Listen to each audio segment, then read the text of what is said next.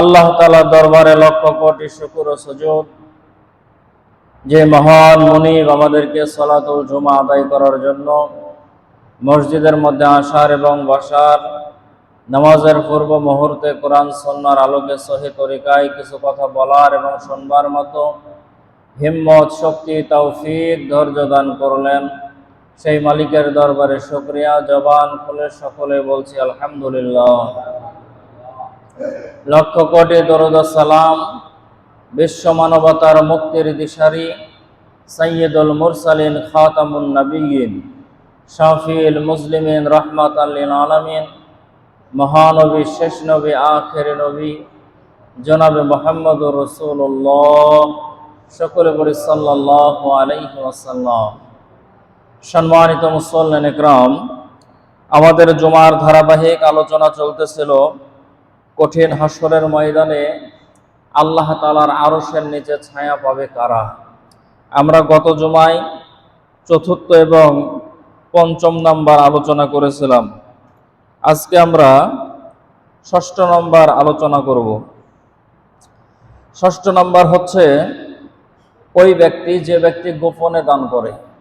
আল্লাহ তাআলার আরশের নিচে ছায়া পাবে 7 শ্রেণীর ব্যক্তি, তার মধ্যে 6 নম্বর শ্রেণীর মানুষ হচ্ছে ওরা যারা গোপনে দান করে।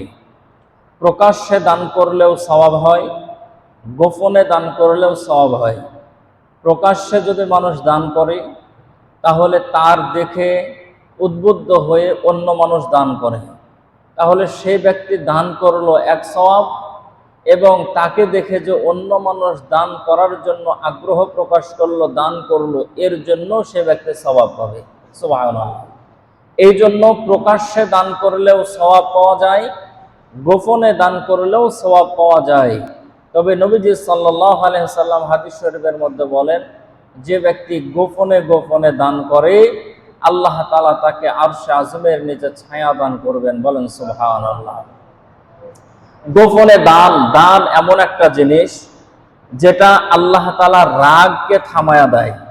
নবীজি সাল্লাল্লাহু আলাইহি সাল্লাম বলেন যে তোমার উপরে বিপদ মুসিবত, তুমি বুঝতে পারতেছো কোনো কারণে আল্লাহ তাআলা তোমার উপর অসন্তুষ্ট, তাহলে তুমি কিছু দান করো, কিছু সাদাকা করো, আল্লাহ তাআলা তোমার উপরে খুশি হবেন, তোমার উপর থেকে বালা মুসিবতকে সরায়া দিবেন। সুবহানাল্লাহ।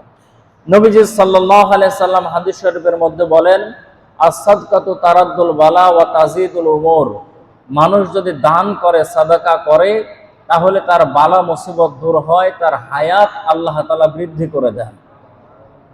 নবীজি বলেন যে তোমার মা, তোমার বাবা, তোমার বংশের কেউ মারা গেছে, তুমি জানো না যে তারা কবরের মধ্যে কি অবস্থায় আছে, তাদের নিয়াতে তুমি কিছু টাকা, কিছু অর্থ আল্লাহর জন্য দান করে দাও, আল্লাহ তাআলা তাদের কবরকে জান্নাতের টুকরা বানায় দিবে। দান এমন এক শক্তিশালী হাতিয়ার যেটা আল্লাহ তাআলার রাগ এবং গোসাকে দমন করে দেয়, থামায়া দেয়, মানুষকে আল্লাহ তাআলার নিকটবর্তী করে দেয়, জাহান্নামের আগুন থেকে মুক্তির ব্যবস্থা করে দেয়। দান এমন একটা শক্তিশালী আমল। তাহলে প্রকাশ্যে দান করা, গোপনে দান করা, মানুষ যদি প্রকাশ্যে যদি দান করে আল্লাহ তাআলা তার উপরে খুশি হন, গোপনে দান করলে আল্লাহ তাআলা তার উপরেও খুশি হন। তবে 7 শ্রেণীর মধ্যে এই এক শ্রেণী, যারা গোপনে দান করে আল্লাহ তাআলা তাদেরকে আরশে আযমের নিচে ছায়া দান করবেন। আল্লাহ তাআলা আমাদেরকে এরকম দানশীল ব্যক্তিদের মধ্যে কবুল করুন। সকলে বলছে আল্লাহুম্মা আমিন।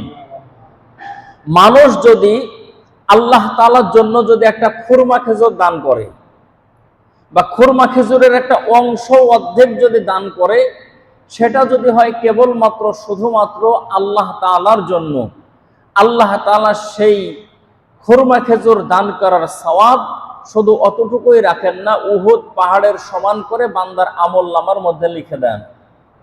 আর বান্দা যদি উহুদ পাহাড়ের সমান ঢের বেশি সম্পদ আল্লাহর রাস্তায় দান করে, কিন্তু এটা যদি হয় লৌকিকতা, মানুষকে দেখানোর জন্য, মানুষ আমাকে দানশীল বলবে, বাহবা দিবে, মানুষকে দেখানোর জন্য যদি হয়, তাহলে খুরমা খেজুরের সমানও বিনিময় আল্লাহ তাআলা তাকে দান করবেন না।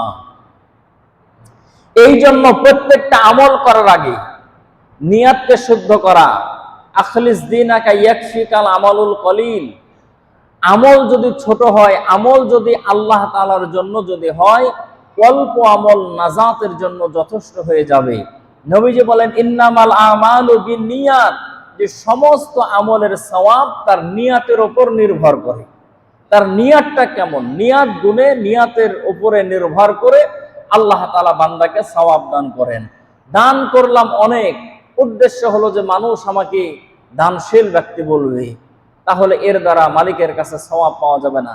হ্যাঁ, আপনি প্রকাশ্যে দান করেন, আল্লাহর জন্য দান করেন, অন্তরের মধ্যে নিয়াত থাকবে আল্লাহর জন্য। এই নিয়াতও রাখেন যে আমি দান করতেছি, আমার দেখে অন্যজন উদ্বুদ্ধ হয়ে সেও দান করবে, আপনি সওয়াব পাবেন। যদি পারেন গোপনে দান করবেন। অনেক মানুষ আছে গোপনে দান করে, মসজিদের মধ্যে গোপনে টাকা দিয়ে দেয়, কেউ জানে না, একজন জানেন, তিনি হচ্ছেন আল্লাহ। আর একজন আছে বলে নাম যদি না বলে, বলে যে আমার টাকা মসজিদে গেল কি গেল না, নামই শুনতে পেলাম না। মানে ধারণা হলো যে নাম বললেই হয়তো দান কবুল হবে, নাম না বললে হয়তো দান কবুল হবে না। বিষয়টা তা নয়, কবুল করার মালিক একমাত্র আল্লাহ তাআলা। আল্লাহ তাআলা আমাদের সকলের দানগুলো কবুল করুন এবং দান করার মতো আল্লাহ তাআলা তৌফিক দান করুন। সকলে বলছি আল্লাহুম্মা আমিন। সম্মানিত মুসল্লিয়ান ইকরাম, যুগে যুগে যদি আমরা যদি দেখি, প্রত্যেকটা নবী রাসূল, কোন নবী কোন রাসূলকে আল্লাহ তাআলা কৃপণ বানান নাই। প্রত্যেকটা নবী প্রত্যেকটা রাসূল উদার মনের ছিলেন।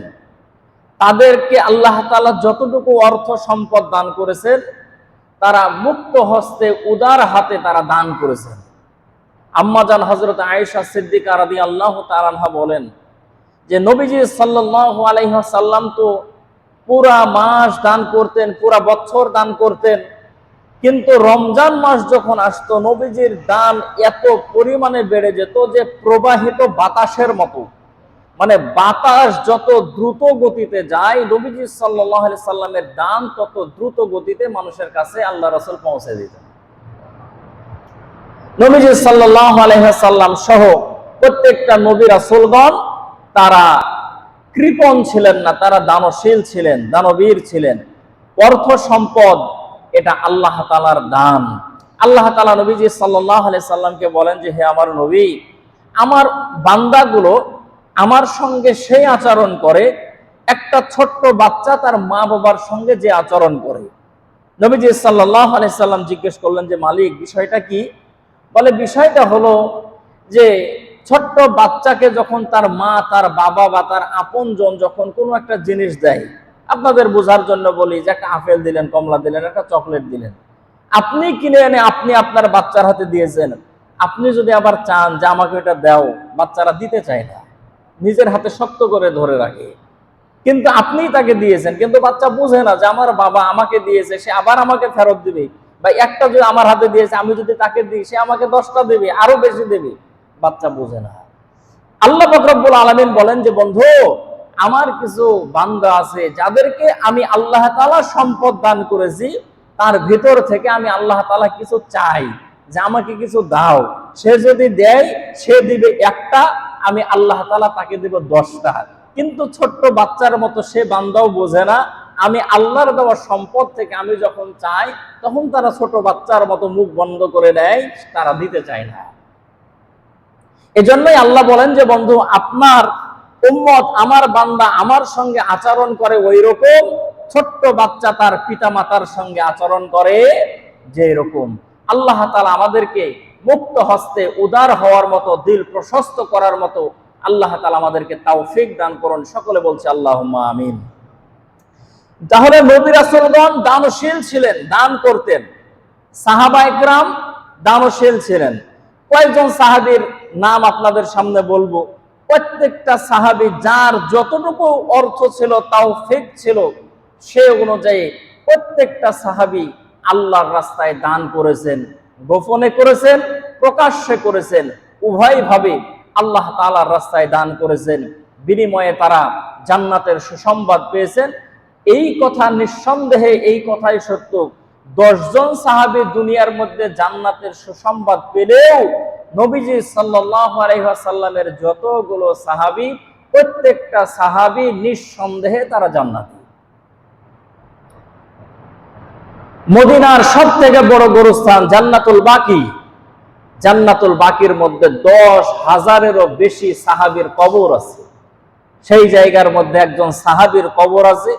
গোরস্থানের মধ্যে ঢোকার পরে হাতের বাম দিকে যে সাহাবীর কবরটা পড়ে তার নাম হলো হযরতে উসমানে গনি রাদিয়াল্লাহু তাআলা আনহু, যিনি সব থেকে দানশীল ব্যক্তি ছিলেন। এখনো হযরতে উসমান রাদিয়াল্লাহু তাআলা আনহুর নামে মক্কা এবং মদিনার মধ্যে ব্যাংকের মধ্যে অ্যাকাউন্ট চালু আছে হযরতে উসমান রাদিয়াল্লাহু তাআলা আনহুর নামে। অঢেল সম্পত্তির মালিক ছিলেন, সবগুলো দান করে দিয়েছেন আল্লাহ তাআলার জন্য। সম্মানিত ভাইয়েরা আমার, উসমান রাদিয়াল্লাহু তাআলা আনহুর কথা পরে আসতেছি।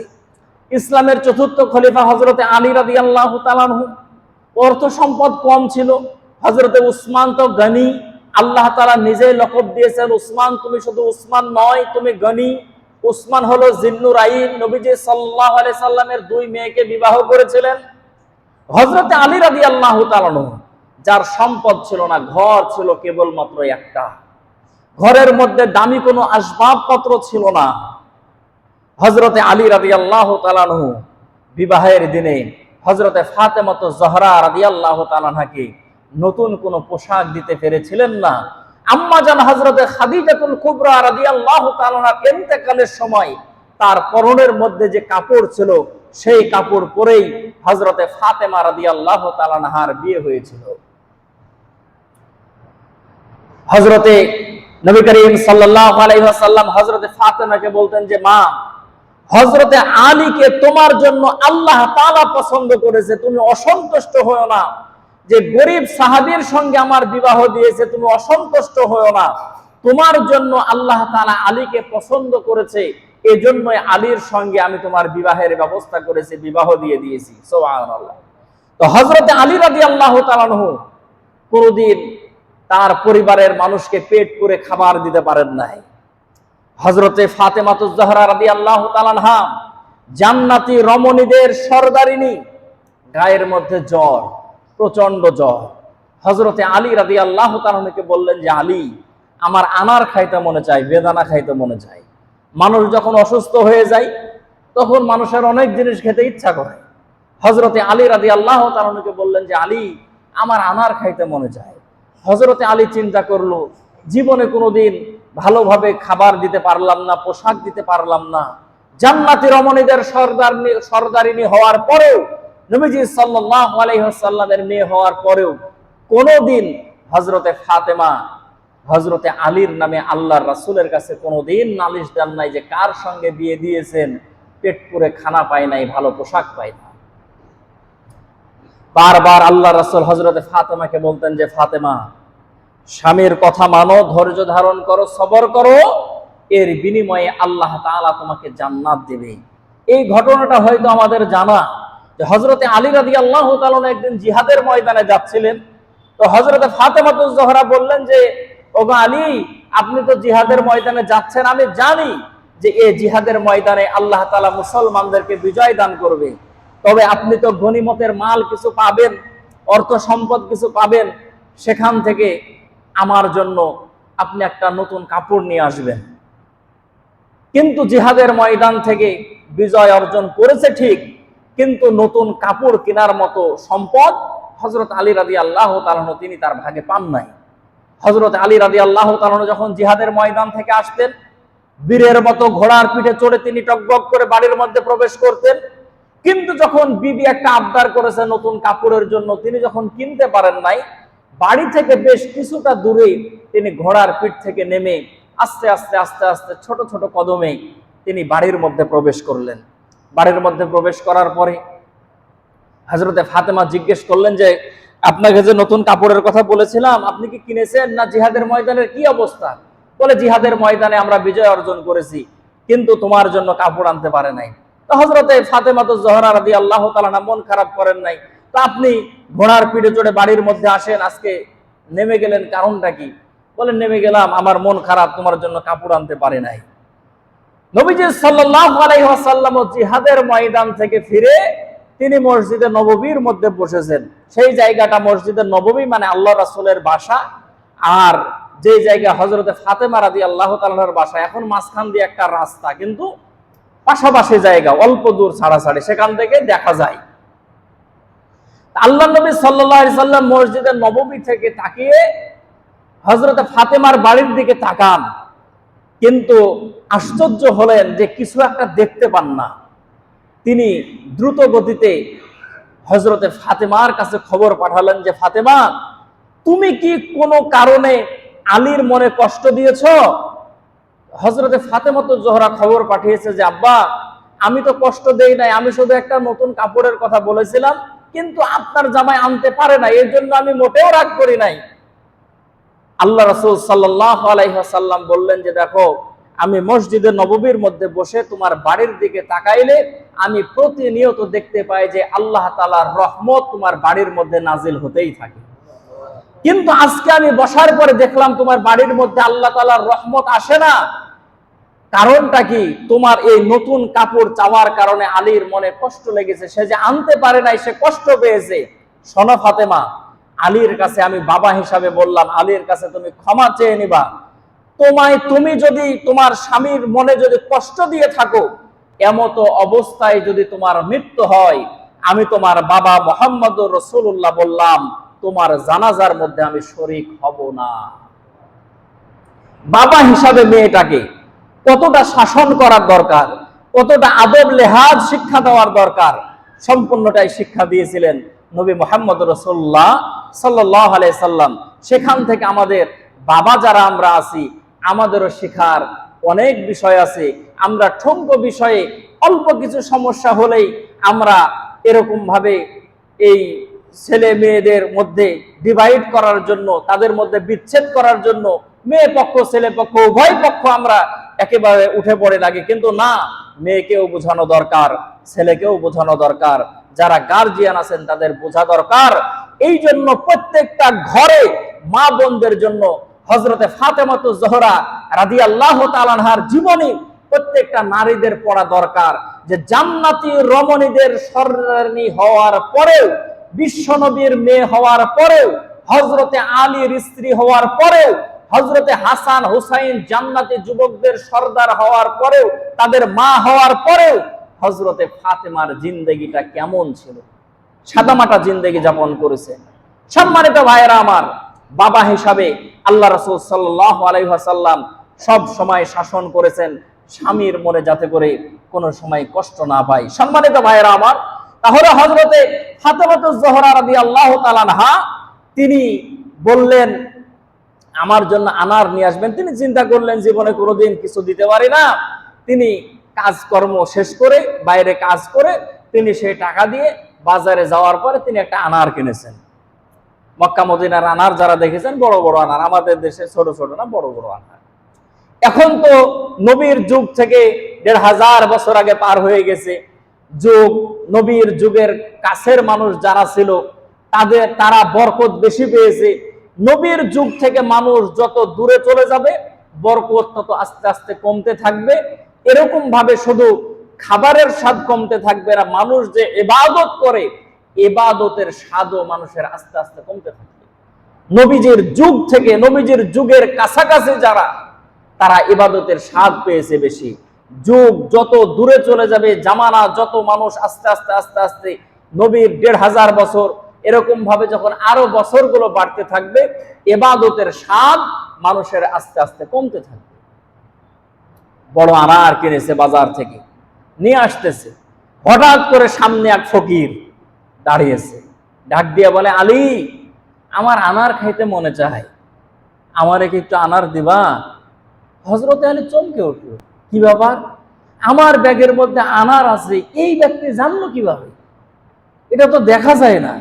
এটাও একটা আদব। বাজার থেকে আপনি যখন কোনো জিনিস নিয়ে আসবেন, এটা ঢেকে নিয়ে আসা। আপনি একটা বড় মাছ কিনেছেন, আরেকজন মানুষের তো অত বড় মাছ কেনার তৌফিক নাই, আপনি হাতে ঝোলাইতে ঝোলাইতে আপনার বাড়ি পর্যন্ত যান। আর মাছ, গরু, ছাগল এমন একটা জিনিস, যে দেখে সেই দাম জিজ্ঞেস করে, কয় টাকা কেজি, আর গরুর দাম কত হলো, ছাগলের দাম কত।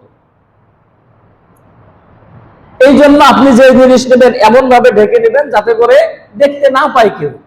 আপনি এক বাড়ির মধ্যে থাকেন, আপনি আপনার বাচ্চার জন্য ফল কিনেছেন, আপনার আরো দুইটা ভাই আছে, ওদেরও সন্তান আছে, ওদেরকে আপনি দিতে পারতেছেন না কোনো কারণে, আপনি আপনার সন্তানের জন্য নিয়েছেন, এমন ভাবে নিয়েছেন যেটা দেখা যায়। ছোট বাচ্চা তো চিনে কোনটা আপেল, কোনটা কমলা, কোনটা লিচু, কোনটা পটেটো।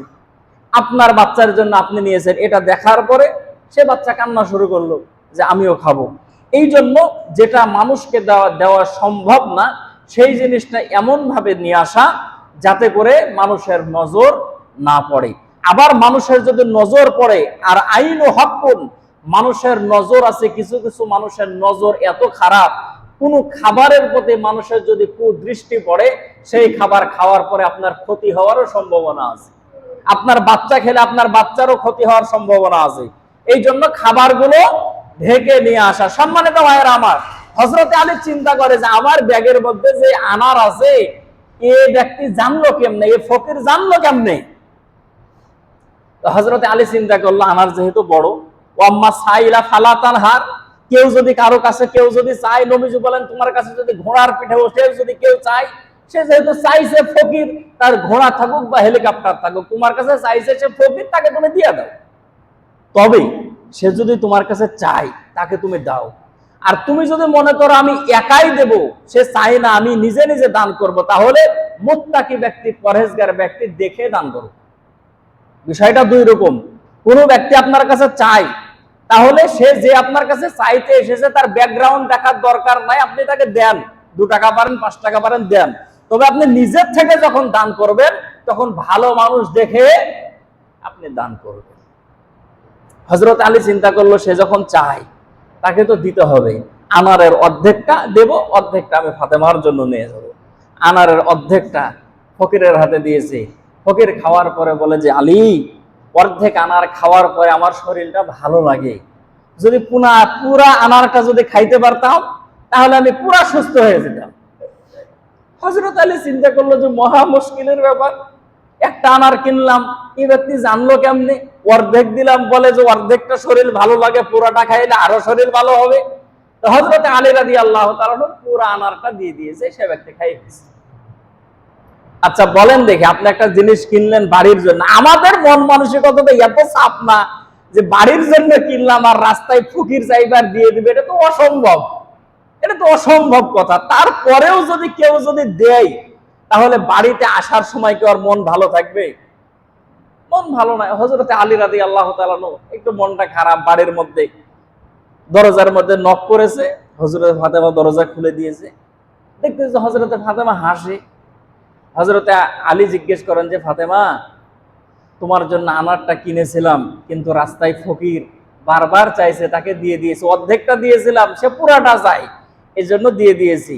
হযরতে ফাতেমা মুস্কি হাসি দিয়ে বলে যে স্বামী, আপনি যে দান করেছেন এজন্যই তো আল্লাহ তাআলা আমাকে পুরাপুরি সুস্থ বানায় দিয়েছে। আপনি আবার কপালে হাত দিয়ে দেখেন, আগে যে জ্বর ছিল আমার শরীরের মধ্যে কোনো জ্বর নাই, আল্লাহ তাআলা আমাকে সুস্থ করে দিয়েছে।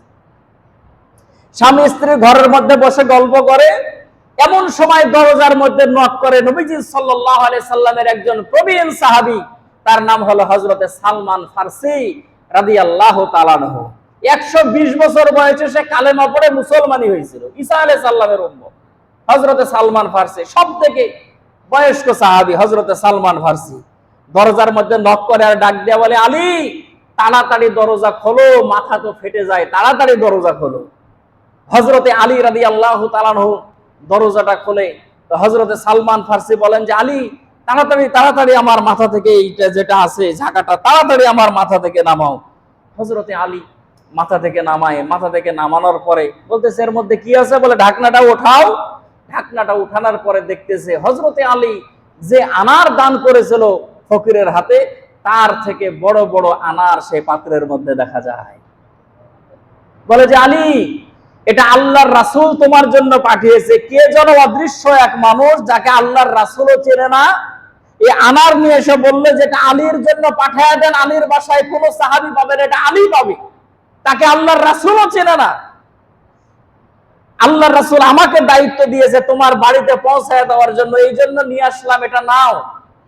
হযরতে আলী রাদিয়াল্লাহু তাআলা আনার পাওয়ার পরে গণা শুরু করেছে। 1 2 3 4 5 7 9। হযরতে আলী রাদিয়াল্লাহু তাআলা আনহু বলতেছেন যে সালমান, তোমার কোথাও ভুল হচ্ছে, এই আমার না, তুমি ভুল করতেছো। বলে না, আল্লাহর রাসূল তোমার নাম করেই বলেছে যে আলীর বাসায় এটা পৌঁছায় দাও। তাহলে আমি আলী না অন্য কোনো আলী? বলে না, হাসান হোসাইনের বাবা, তোমার বাসাতেই দেওয়ার জন্য বলেছে। বলে সালমান, আমার বাসাতেই যদি দেওয়ার কথা হয় তাহলে তো আনার 9টা থাকার কথা না, আনার তো থাকবে 10টা। হযরতে সালমান ফারসি চিন্তা করলো যে কি ব্যাপার, আলী 10টা থাকবে, কারণটা কি? 9টা নিয়ে কি তুমি সন্তুষ্ট না? বলে 9টা কেন, একটা নিয়ে সন্তুষ্ট, অর্ধেক নিয়ে সন্তুষ্ট, কিন্তু আল্লাহর রাসূল যেহেতু পাঠিয়েছে এখানে 10টা আনার থাকবে, একটা কম কেন? তাহলে এটা আমার না, তুমি ঘুরায় আনো। সালমান ফারসি চাদরের ভিতর থেকে একটা আনার বের করে বলতেছে যে আলী, এই হাকিকতটা জানার জন্য একটা আনার আমি লুকায় রেখেছিলাম, তোমার জন্য আল্লাহ রাসূল 10টা আনারই পাঠাইছে।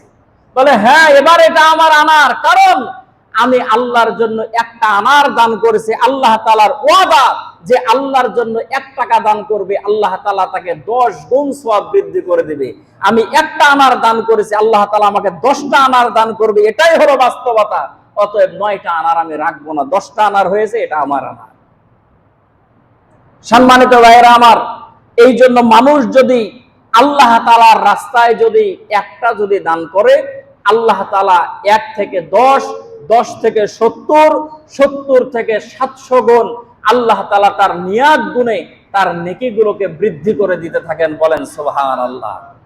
রাবিয়া বসরি রহমাতুল্লাহ আলাইহা একজন মহিলা মানুষ ছিলেন, কিন্তু বুজুর্গ মানুষ। রাবিয়া বসরি, তিনি বসরা শহরে বসবাস করতেন। রাবিয়া বসরি সংসারে অভাব, সকালবেলা 3টা রুটি বানায়, 2টা রুটি তার একজন খাদেমা ছিল, তাকে একটা দেয়, সে নিজে একটা খায়, আর একটা রুটি রাখে, রাত্রের বেলা সেই রুটিটা দিয়ে 2 জন অর্ধেক করে খায়।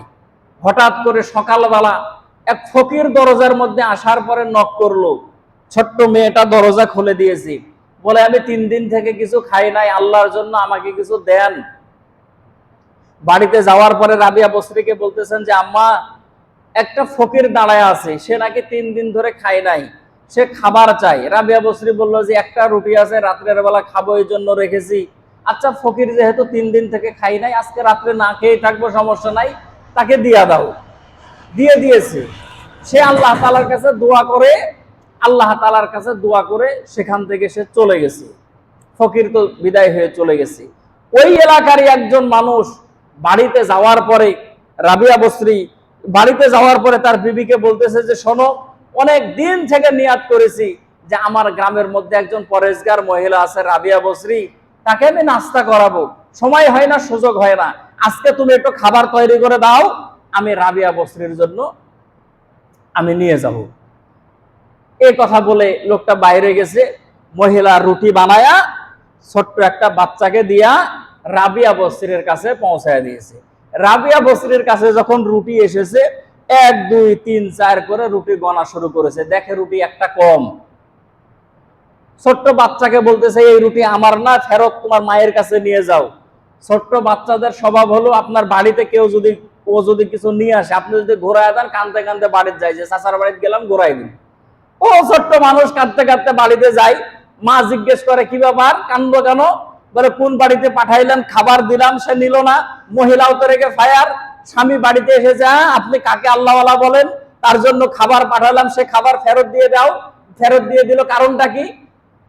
তো সেই লোকটা ডাক দিয়ে বলতেছে যে তুমি কয়টা রুটি পাঠাইছো? বলে 9টা রুটি পাঠাইছি। বলে 9টা রুটি পাঠাইছো কেন? আমি তো অনেক আগে থেকেই নিয়াত করেছি যে রাবিয়া বসরিকে আমি 10টা রুটি দিয়ে খাবার খাওয়াবো, তার সম্পর্ক আল্লাহ তাআলার সঙ্গে, তাকে আমি 10টা রুটি দিয়ে নাস্তা করাবো, তুমি একটা রুটি কম দিয়েছো কিসের জন্য? সে যখন নিয়ে খাবার নিয়ে হাজির হয়েছে, রাবিয়া বসরি রহমতুল্লাহ আলাইহি তিনি রুটি গুনে দেখেন যে 10টা। সে বলতেছে হ্যাঁ, আল্লাহর জন্য একটা দান করেছে, 10টা আমার জন্য এসেছে, এটাই সঠিক। আল্লাহর সঙ্গে তাদের সম্পর্ক যেমন ছিল, আল্লাহ তাআলা তাদের জন্য ফায়সালা ঠিক তেমনই করেছেন। আমরাও যদি এখনো আল্লাহ তাআলার উপরে সেরকম আস্থা এবং বিশ্বাস যদি অর্জন করতে পারি, আল্লাহ তাআলা আমাদের জন্য আসমানের সমস্ত রহমত আর বরকতের দরজাগুলোকে খুলে দিবেন। সুবহানাল্লাহ। যেই কথা বলতেছিলাম, গোপনে দান, আল্লাহ তাআলা সেই বান্দাকে আরশের নিচে ছায়া দান করবেন। দুই বন্ধু জঙ্গলের মধ্যে ঘুরতে গেছে, ঘুরতে ঘুরতে ঘুরতে ঘুরতে সারাদিন থাকে, দেখেন নিরাপদ কোন জায়গা, জঙ্গলের মধ্যে একটা ভালো জায়গা দেখে সেই জায়গার মধ্যে থাকে। তো এক বন্ধু প্রতিদিন পালি করে করে রান্না করে, তো এক বন্ধু শুয়ে আছে, তা আর এক বন্ধু দেখতেছে রান্না করতেছে, তো রান্না করতে করতে যে চুলার আগুন যে নিভে যায়, তো ও বন্ধু শুয়ে থেকে দেখে যে যখন চুলার আগুন নিভে যায় তখন আর এক বন্ধু ওই লাঠি দিয়ে আগুন জ্বলায় না, নিজের হাত দিয়ে আগুন ধরায়। মানে চুলার ভিতরে যখন খড়ি দেয় বা আগুন যখন নিভে যায় তখন হাত দিয়েই ফুটো দেয় না, হাত দিয়ে আগুনটা জ্বালায়। এটা দেখার পরে বন্ধু শুয়েছিল, বসে গেছি। তিনবার দেখার পরে বন্ধু দাঁড়ায় গেছি। ওই বন্ধুকে ডাকার পরে বলতেছে, দোস্ত, তোমার সঙ্গে অনেক দিন থেকে থাকি, কিন্তু আজকে যে দৃশ্য দেখলাম, আগুনের ভিতরে হাত দিয়ে তুমি জ্বলন্ত চুলার মধ্যে তুমি আগুন জ্বালাও, কারণটা কি? আল্লাহর বান্দা চোখের পানি ছেড়ে ডাক দিয়ে বলতেছে যে, বন্ধু, আমি আমার জীবনে একজন নেককার মানুষের দোয়া পেয়েছিলাম। এই দোয়ার বরকতে আল্লাহ তাআলা আমার জন্য এমন এক ব্যবস্থা করেছেন যে আগুনের মধ্যে হাত দিলেও আমার হাত পুড়ে না। কি দোয়া? বলে, আমার বাড়ি এবং আমার পাশের বাড়ি, দুইটা বাড়ি, আমি আমার বাড়ির ছাদের উপরে বসে আমি মদ পান করতেছিলাম। হঠাৎ করে আমার চোখ পড়ল পাশের বাড়িতে সুন্দরী একজন যুবতী। তাকে দেখার পরে আমার পছন্দ হয়েছে। আমার বাবাকে বললাম তার সঙ্গে আমার বিবাহের ব্যবস্থা করেন। কিন্তু আমার চরিত্র সম্পর্কে শুধু ওই বাড়ির মানুষ নয়, পুরা গ্রামের মানুষ জানতো যে আমার চরিত্র খারাপ।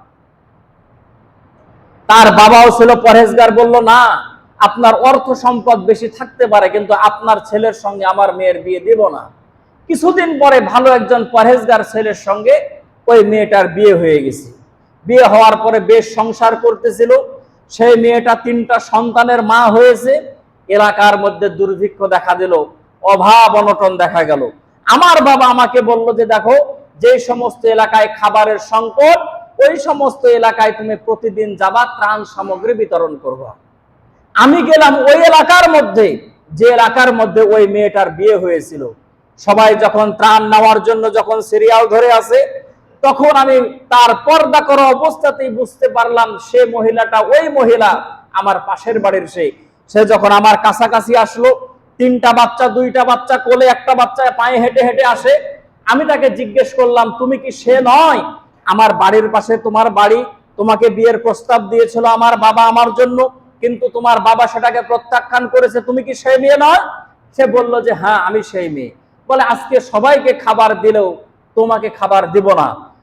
কারণটা কি? কারণ হলো, তোমাকে আমি বিয়ে করতে চেয়েছি, তুমি আমাকে বিয়ে করো নাই। তুমি যদি আমার সঙ্গে অপকর্ম করতে যদি রাজি হও, তাহলে তুমি খাবার পাবা, এছাড়া তুমি খাবার পাবে না। সেই মহিলাটা বলল যে, দেখো, রিজিকের মালিক দুনিয়ার কেউ নয়, রিজিকের মালিক একমাত্র আল্লাহ। মানুষ জীবন দিতে পারে, কিন্তু নিজের ইজ্জতের বিনিময়ে খাবার সংগ্রহ করতে আমি পারি না। সেখান থেকে ফেরত আসলো। ছোট্ট 2টা বাচ্চা বোঝে না, বড় বাচ্চাটা তো কিছুটা বোঝে। জিজ্ঞেস করে, মা, সওদাগর সবাইকে খাবার দিল, তোমাকে খাবার দিল না, কারণটা কি?